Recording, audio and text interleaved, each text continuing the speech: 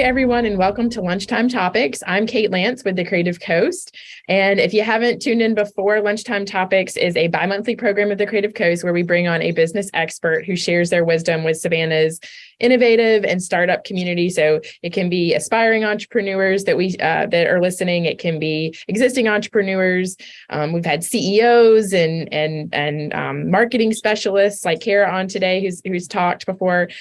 We've had product management specialists. It just really depends on who we've got in the lineup. And we're lucky today to have a really great guest, Kara Heater. She is the marketing director for the Savannah Bananas, and she's been with the Savannah Bananas since 2018, started as an intern. Welcome, Kara. We're so glad to have you on. I'm so excited to be here. Thanks for having me.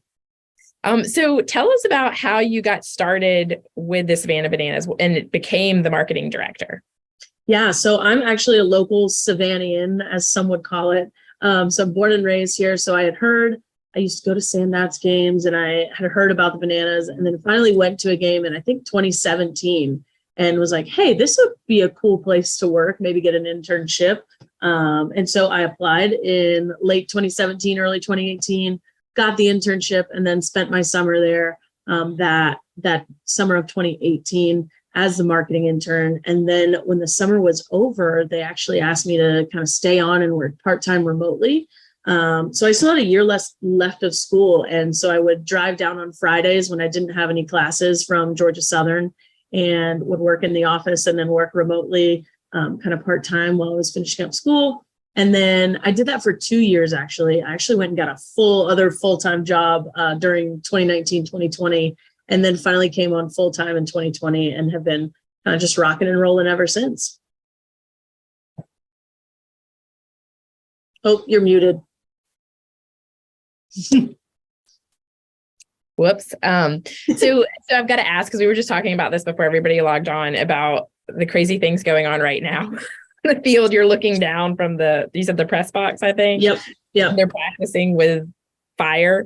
Yeah, there are some things on fire down there.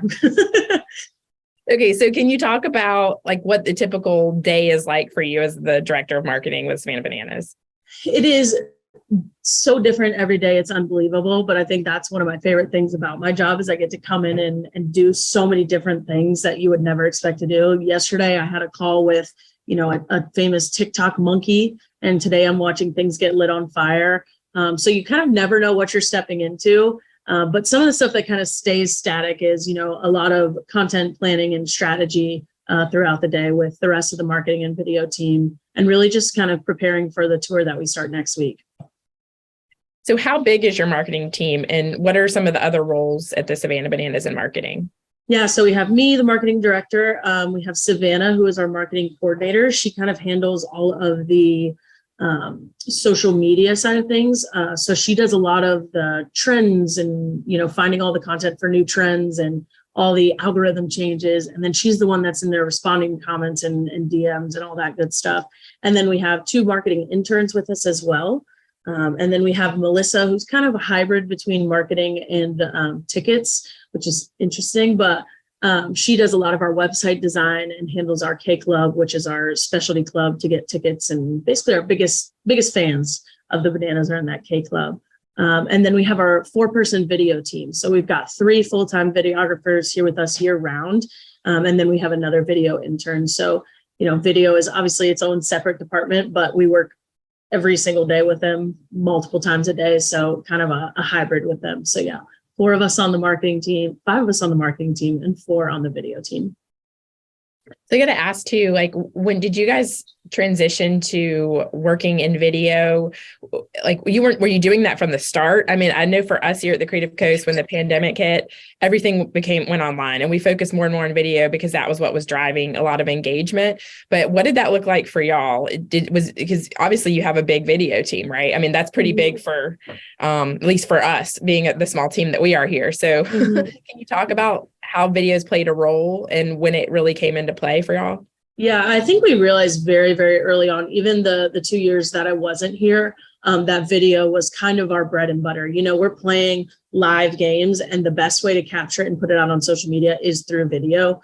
And now in the past year or two, it seems like every platform is shifting to pushing video content anyways. So it kind of fit really well with us. And it just proved to us that we need to keep pushing out more and more video, whether it's short clips, long clips, more storytelling pieces, or just raw game clips. We know video is where it's at for us, and we're going to continue to keep pushing it. Okay, so the Savannah Bananas, y'all have a huge TikTok following of what I think it was like 3.9 million followers over that. When I last looked, you have over 800,000 followers on Instagram, and you have over 400,000 followers on Facebook. Can you track back to a certain video that made the Savannah Bananas go viral and what that was? There's two that kind of come to mind. I guess technically three. So in the summer of 2021, our catcher, Bill Leroy, had two videos go absolutely viral. One was him introducing himself up to bat, and the other was him predicting his play on third base while he was mic'd up live with our broadcaster.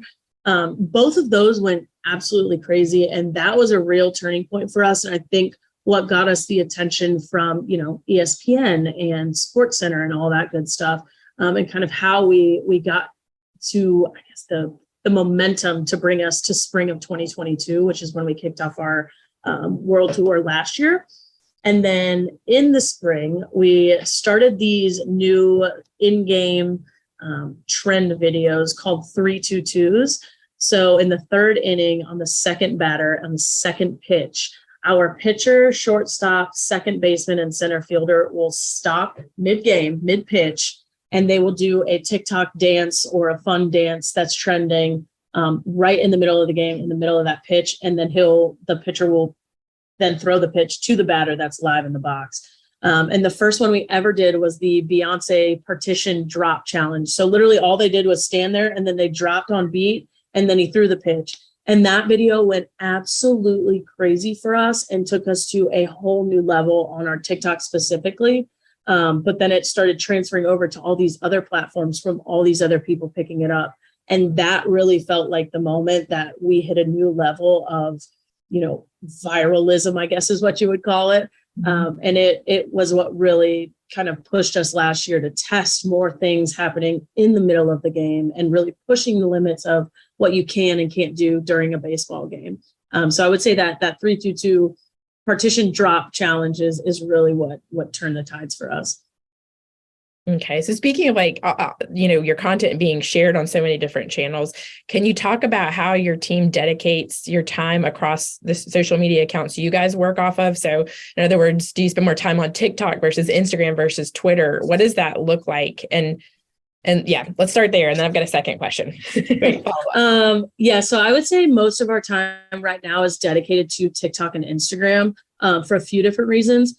One of those being they are our biggest platform. So we want to make sure that the fans are getting the content that they deserve and what they want to see. But I would also say because of the nature of those platforms, it kind of already makes you put a little bit more time into them. Instagram and TikTok is really where you're going to see the most amount of trends, and you have to do the most amount of research almost to figure out what songs are trending, what dances are trending, what funny little reaction videos are trending that you can use on our videos. And it takes a little bit more research, I guess, as opposed to Facebook and Twitter. So already we're spending a lot more time researching on those two platforms. But then again, because they are our biggest, we do put a little more time into making sure that those fans are taken care of and feeling valued, I guess is the best way to put it. So speaking of that, I think a lot of times people don't realize how much planning goes into the videos. I mean, obviously, like you're coordinating a whole team, but I think when we think about content in general, like what our team does is we think about how purposeful content is going to be. Like, is it going to convert? Like if we're writing a blog, how are we sharing that? Who are we engaging on that?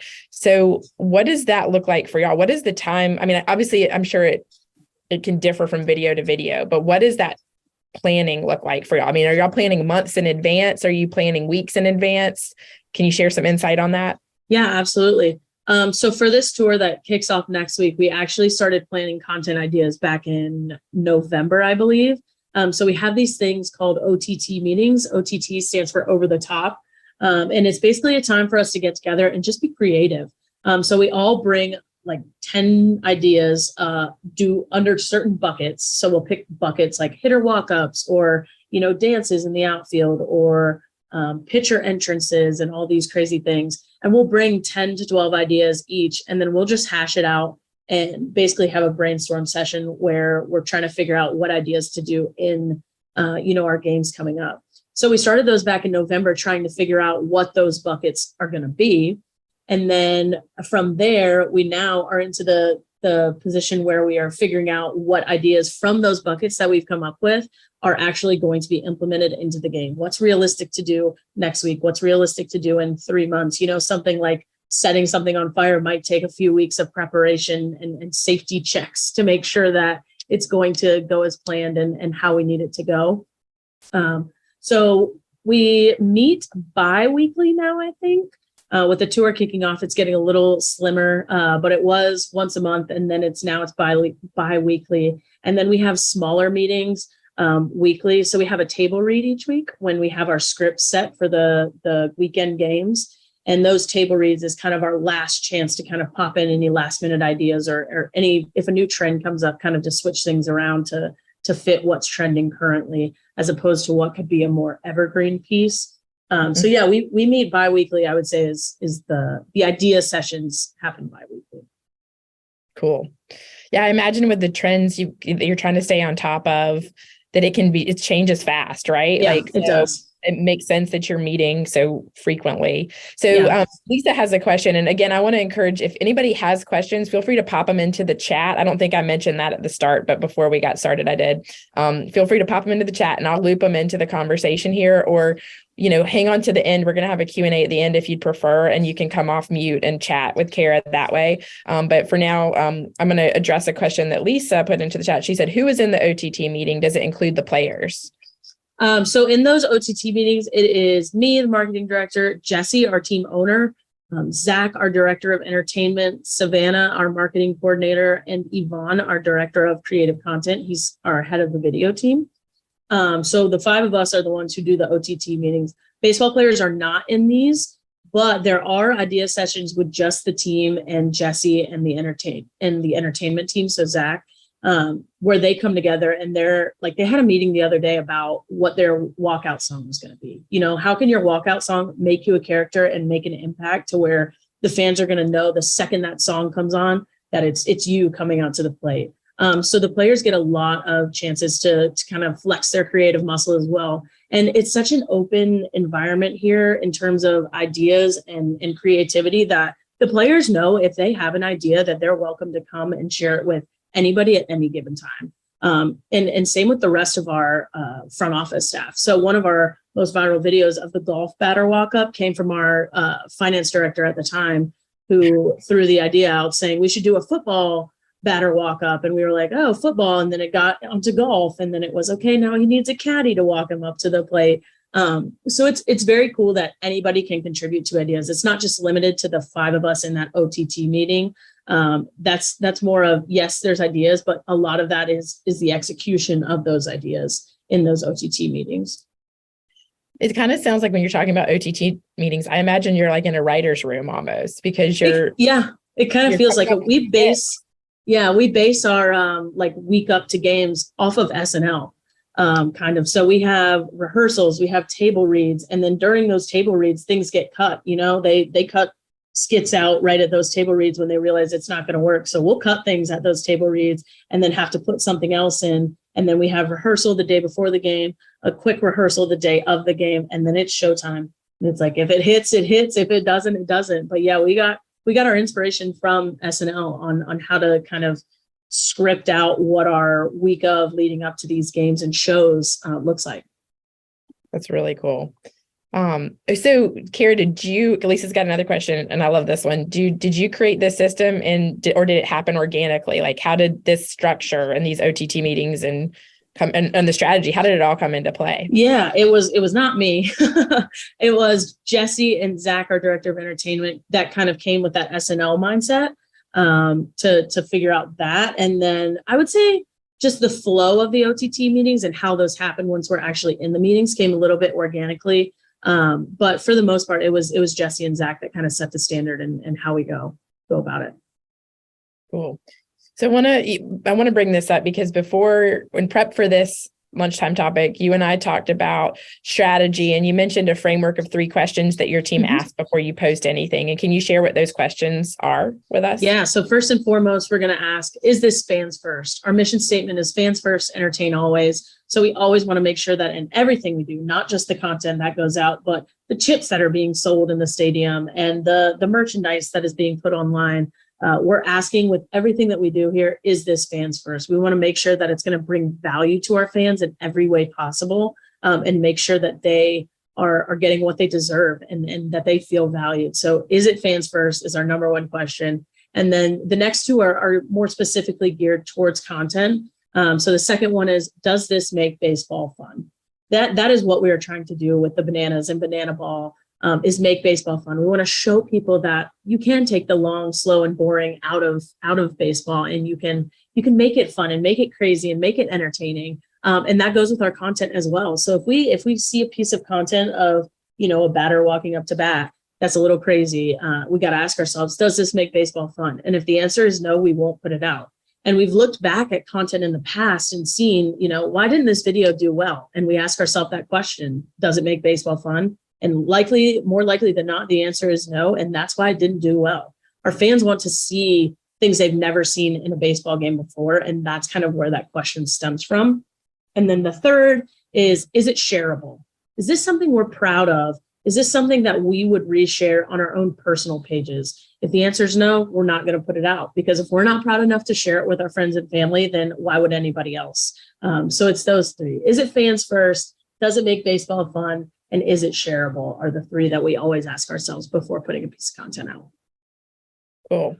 So I'm starting to think Lisa would be great at conducting this interview, because she's got another really good question. And she asked, okay, so who are the audiences that you market to because of the fans first priority? For example, do you think about how ESPN might share this to get bigger exposure? What is that like for y'all?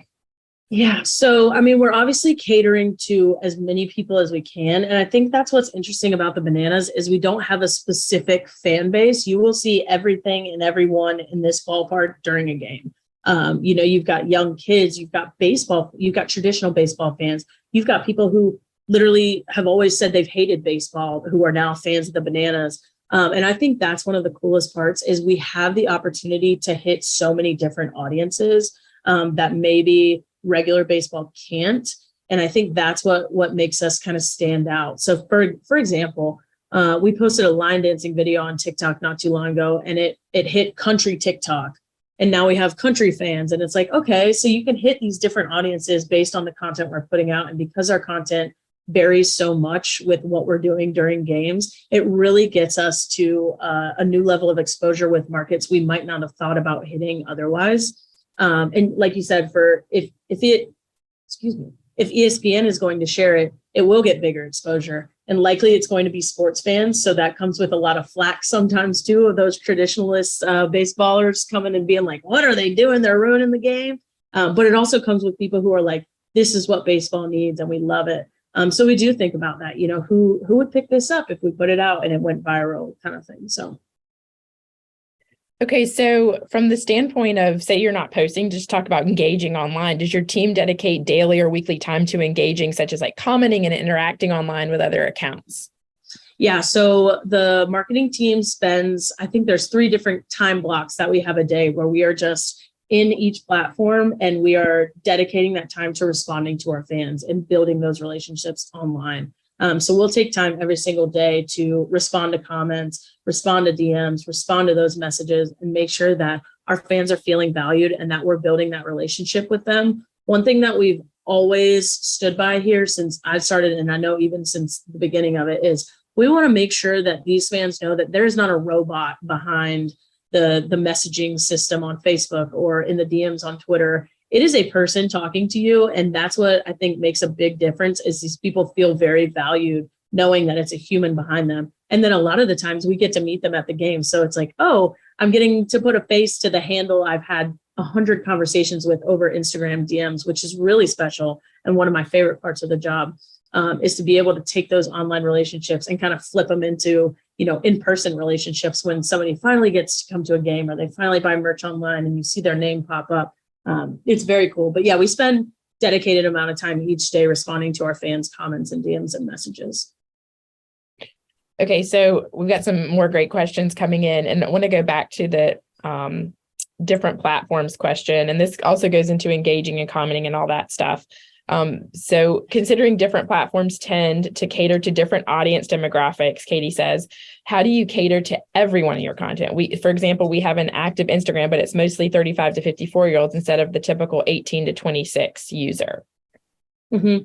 Yeah, so each of our platforms vary a good bit in terms of what our audience is on those platforms. So on Facebook, our typical follower is, more of a family, like a mom, I guess, is more so what we see on Facebook. So it's very family friendly. So we're not going to put out, a crazy TikTok dance that's maybe a little scandalous out on Facebook, because it's probably not going to hit on Facebook because it's a little more family friendly. Whereas on TikTok, we can kind of toe the line a little bit more and kind of test the waters, I guess is what you could say, because it's a much younger audience and they're more in tune with the trends and everything that's going on TikTok. And then Twitter is very sports centric, I would say. It's our most heavy baseball follower platform. So we like to focus a lot on the game of banana ball on Twitter because that's where we see it performs the best there.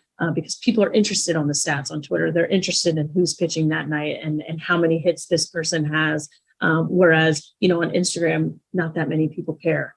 And Instagram's kind of a weird hybrid between Facebook and TikTok, where, you have those older fans that are following you on Instagram, but you also have those younger fans who really care about the reels and all that jazz. Whereas the older fans are more worried about the pictures and the fun stuff that you're putting out. So it's all the same, because you can go on any of our platforms and know that it's a Bananas post because it's fun, it's making baseball fun, and it's just content for people to enjoy. But we do cater it slightly for each in terms of, even if we put the same piece of content out on every single platform, we'll tweak the caption a little bit to be a little more, trendy for TikTok as opposed to just straightforward on Facebook.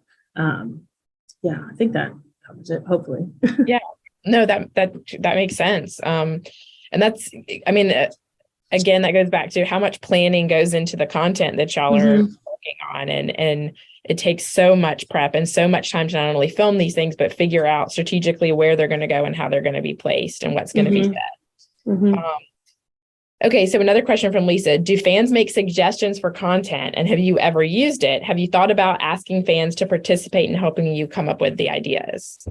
Fans do suggest a ton of ideas. In our K Club that I was talking about a little bit earlier, it's fans putting ideas in there all the time. It's so cool. And we've utilized some fan stuff before. And they're constantly typing into our website, ideas that we could go, or they're emailing us or sending it to us on Facebook. And there's been a few times where it's like, oh, this could be really cool. And then we'll take it to that OTT meeting and then we'll kind of just bananify it. Like, oh, they wanted to do this. It doesn't fully fit the Bananas brand, but we can tweak it a little bit and bounce other ideas off each other or merge it with another idea. And it becomes something that we put into a game. So fans definitely contribute to content ideas, and it's really fun. I love that you have a word for it. You bananify it. Yep. Okay, so, we talked about trends. That's been a big topic. A big point of discussion during our topic today. What's the best way, or what are some resources that you and your team use to keep on top of social media trends? Yeah, so it is just a lot of our personal use of social media. So we're all big social media users anyway. So we kind of have an idea of what's trending just because we utilize the platforms ourselves. I'd say that's a big part of it. But also Savannah and Caitlin, who kind of are the leads for our TikTok, they'll spend dedicated time scrolling through TikTok each day and finding what's trending and really looking through the TikTok sounds. They tell you what sounds are trending. They'll let you know right there in app. So a lot of the stuff we find in terms of trends and stuff like that is through our own personal use, and then just utilizing the apps themselves and spending some dedicated time to really research what we're seeing on social media. And it's also just kind of listening to your fans. Sometimes fans will send a trend and be like, you guys should do this. And it's like, okay, sweet. We're going to do it at the next game. So a lot of the times it is fans sending ideas or tagging us in comments and videos and us kind of taking those and being like, oh, this actually could be a really good idea to do at the next game. So what system and tools are you using to track your success? So we engagement is? Mm-hmm. Yeah, we actually just utilize the in-platform analytics trackers. So Creator Studio for Facebook and Instagram, and then TikTok for Business has a pretty good analytics tracker. And then TweetDeck or Twitter Analytics is for Twitter. So we just use the in-house ones. We've tried a few different like scheduling platforms that you can schedule all in the same place and you can track analytics all in the same place. But ultimately found that for us, what works best is just using those in-platform tools that they provide you with. And we actually have Caitlin, our creative coordinator, who's on the video team. And like I said, helps with the TikTok. She actually puts together a presentation for us every Monday that digs deep into the analytics from the past week. So she breaks down what video did the absolute best on each platform and what video didn't do well on each platform. And we sit there and we discuss, why didn't this video do well? What could we have done better? What about it didn't work? And then vice versa, we look at the videos that did the best and we say, okay, what about these videos made it do so well? And we really spend time making sure that we're, not just posting something and then forgetting about it. We're posting it and then looking back to see, okay, is this something we could do again in the future, but in a different way because it works so well? Or is it something that did really bad that we think has such potential? We just have to kind of go back and figure out where we missed the mark the first time to try it again. So it's weekly analytics conversations. And like I said, we use all the in-platform tools that they provide you with. Cool. So Lisa has another good question. Are there any changes to your strategy now that you are strictly doing Banana Ball? They are all positive changes. When we were in the Collegiate Summer League, there were a lot of rules. And obviously, because it is an actual, Collegiate Summer League, and there's, a lot of stakes and stuff. But now we have the freedom to kind of do whatever we want, I guess. We kind of can make our own rules. So our strategy shifted a lot in terms of just being able to have more freedom in our creativity and in what we're able to do on and off the field. So shifting to Banana Ball is something that changed the game for us. And it's why a big part of why we did it is so we can, really focus on what we wanted to do, which is make baseball fun and take the long, slow, and boring out of baseball and make it this entertaining and crazy thing that people love to come and watch. And so not being in that league and being able to kind of set our own rules and have the stakes that we have is something that has allowed creative freedom for us as a content team and as a team as a whole. So I think, just to reiterate what you said, it always goes back to your mission too. If you're fans first and you're giving fans what they want, yep, then absolutely. You're on the right track. And I love that you brought those 3 questions that you guys ask up and started with your mission. Because I think a lot of times in business, it's easy to lose track of the mission and to just go all over the place. But if you're centered and you're grounded on that one mission, it can drive everything from there. Absolutely. A couple more questions, and then I want to open it up to more Q&A, just strictly Q&A. So with the audience. So what do you think is the number one thing that makes social media marketing a success for the Savannah Bananas? Okay. I think a big part of it is, the idea of what we're doing here, that whole making baseball fun thing. We're creating content and doing things on a baseball field that people have never seen done before. And I think that's kind of eye-catching enough for people to pay attention. But I think one of the biggest things that we do that sets us apart from other people is our call to action content versus our non-call to action content. So I would say like 95% of our posts that go out on all platforms are asking absolutely nothing of our fans. We don't want you to sign up for a list. We don't want you to buy merchandise. We don't want you to join this thing on our website. We want you to just come here, enjoy content for a few minutes, make you smile, and then you can go about the rest of your day. Or go into a big rabbit hole of our videos, which is the ideal situation. But so we are strictly creating content for people to enjoy. It's not to try and sell anything. It's not to try and gain anything. It's really just for people to, like I said, sit back, smile, maybe forget about the craziness that's going on around them for a few minutes and really just enjoy the content that we're putting out. Because at the end of the day, nobody wants to be sold. They want to feel valued. And that's what we're trying to do with our content, is make sure that our fans feel as valued as possible, and not like they're feeling sold.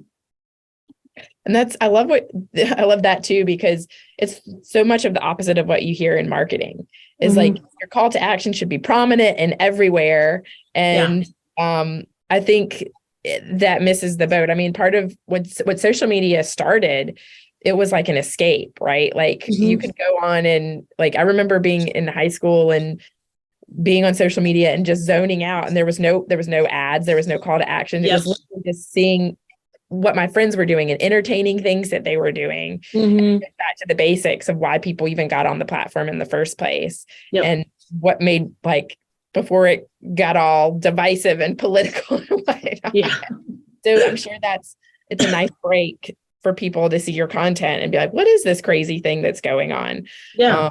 And just dive deeper. And as they get deeper, organically, they're going to want to come to your games. That's what I'm kind of hearing. Exactly. Yeah. So yeah, that's very cool.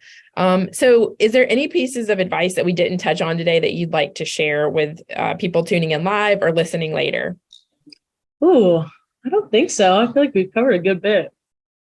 Sure, something will come the second we log off, but that's how it works. So before we go to Q&A, where can people go to learn more about you and connect with you? Yeah, you can ask to be what is it on LinkedIn? Connection? There it is. Yeah. It's just Kara Heater. You can find me there. I'd be happy to connect. You can also reach out to me via email. It's just Kara@thesavannahbananas.com. If you want to share any ideas or connect about anything else, I'm happy to. So